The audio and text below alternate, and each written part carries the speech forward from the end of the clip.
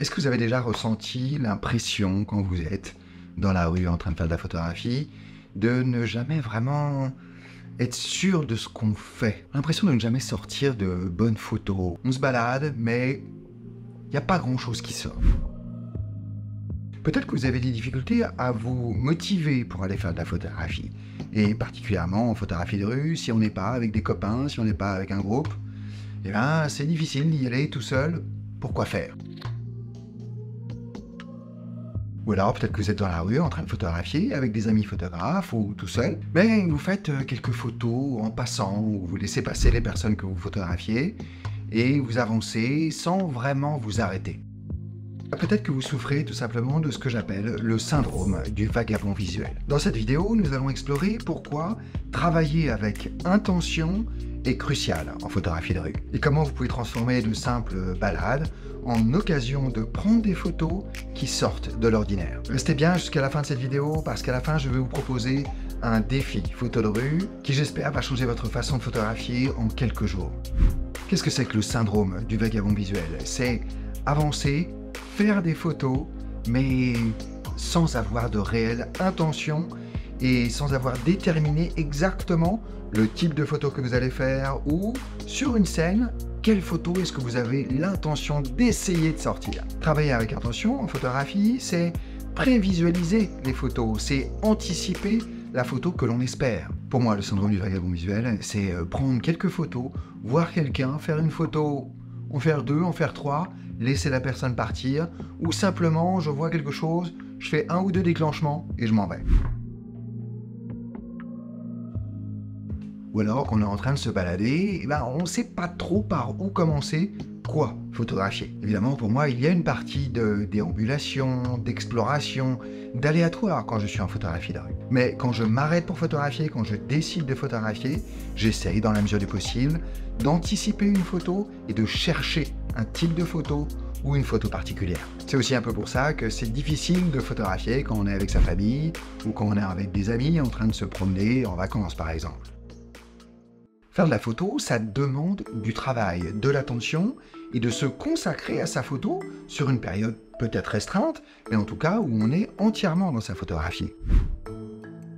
Et alors, comment est-ce qu'en quelques changements simples dans sa pratique de la photographie, on peut résoudre ou travailler sur ce syndrome du vagabond visuel? Eh bien, tout simplement, la photographie, pour moi, répond à ce que j'appelle la loi du nombre. La loi du nombre, c'est tout simplement quand on est en train d'éditer son travail, de sélectionner des photos, peut-être que vous vous retrouvez souvent dans des situations où vous avez une, deux, trois photos à choisir, maximum sur une scène ou sur un personnage. En photographie de rue, mais en réalité dans tout genre photographique ou dans toute pratique de la photographie, le taux de déchets est énorme. Vous avez un nombre extrêmement limité de photos qui vont être intéressantes, qui vont sortir de l'ordinaire, qui vont être exceptionnelles.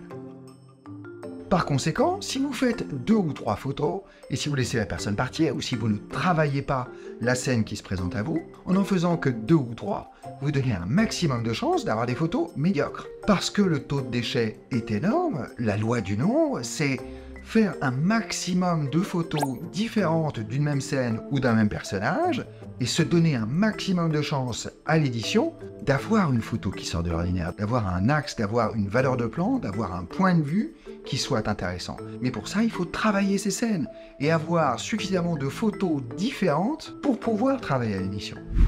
Cette loi du nombre, travailler ces scènes, ça va aussi être une manière de gagner en expérience.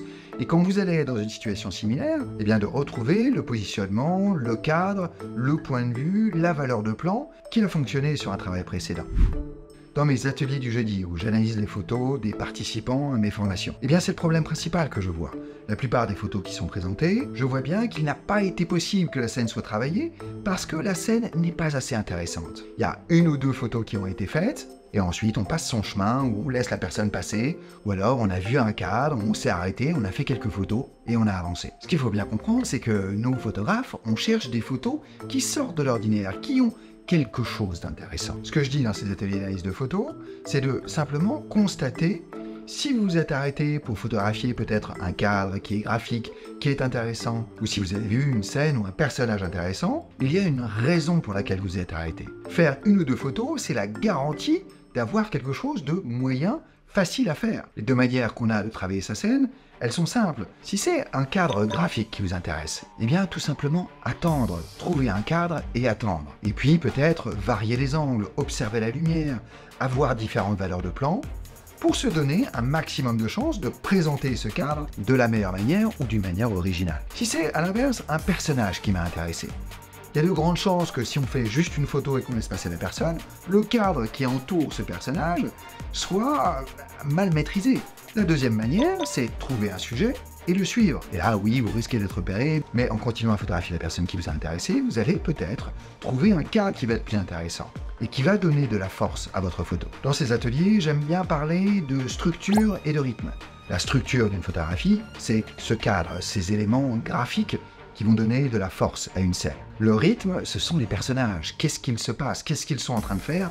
Quelle est l'expression? Eh bien, dans les deux cas, la structure ou le rythme, c'est en travaillant les scènes qu'on va pouvoir avoir des éléments plus intéressants. Comment est-ce que je vous propose de travailler? Eh bien, justement, à partir de jeudi, je vous propose un nouveau défi photo de rue. Ce défi photo de rue sera sur 5 jours. Pour moi, c'est l'occasion de transformer votre pratique de la photographie. Chaque jour, vous serez guidé à travers des exercices concrets pour affiner votre vision et votre pratique de la photographie de rue. Rejoignez déjà des centaines de photographes qui ont fait ce défi photo de rue et qui, comme vous, cherchent à obtenir ces photos intéressantes, qui sortent de l'ordinaire, qui sont parfois exceptionnelles. Inscrivez-vous dès maintenant, j'ai mis le lien dans la description et je vous retrouve à partir de jeudi pour ce nouveau défi photo de rue.